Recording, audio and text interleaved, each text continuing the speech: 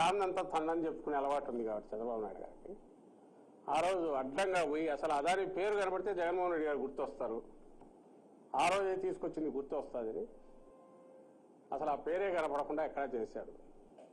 తర్వాత అంతా చేస్తే ఈ గవర్నమెంట్ ఇప్పుడు ప్రస్తుతం ఉన్న ఈ గవర్నమెంట్ ఇష్యూ చేసిన జీవోలేనే దాని మెన్షన్ వచ్చేసరికి తప్పించుకోలేకపోయారు. ఈరోజు అక్నాలెడ్జ్ చేయ కూడా ఆయన ఉన్నారనే రకంగా అలర్ట్ చేయక తప్పని పరిస్థితి. సో ఇప్పుడు వాళ్ళు ఒకవేళ మేమే తెచ్చాము ఇది 5 ఏళ్ళు విధ్వంసం అంటే విధ్వంసం అనేది అప్పుడు ఇదిగో ఇప్పుడు జరుగుతుంది. నువ్వు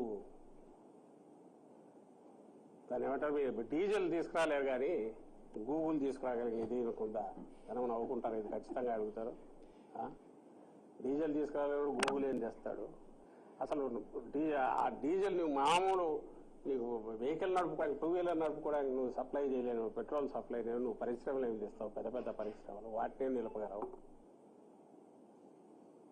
అసలు ఆధునిక జీవితం ఇది నడవడమే దీని మీద ఉన్నప్పుడు దీన్ని ఎంత సేఫ్గా దీన్ని ఎంత సెన్సిటివ్ ఇష్యూగా చూడాలా, ఎక్కడ చిన్నపాటి ఇబ్బంది లేకుండా ఎట్లా చూడాలనే ఆలోచన లేనివాడు నువ్వు కొత్త కొత్త పరిశ్రమలు తెచ్చి ఎంప్లాయ్మెంట్ ఏం క్రియేట్ చేస్తావు?